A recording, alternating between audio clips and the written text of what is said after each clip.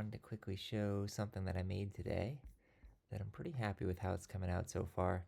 This is a viewer comparison tool where we can look between two different viewers.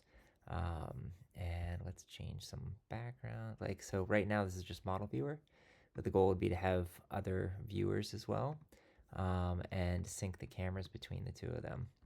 So we can move the object around, but let's change the lighting a little bit because that makes it more interesting.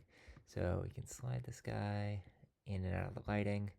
Let's maybe put this dark lighting here. We can change the slider around. We can go to like a full screen mode. Change him. There's also like a split screen mode, so you can see the two products side by side. Pan them around, and everything's been syncing nicely. This is, again, the same viewer, so they're both model viewer. So it's probably going to be easier to sync here than with some of the other viewers. But yeah, anyway, that was kind of cool to play around with that.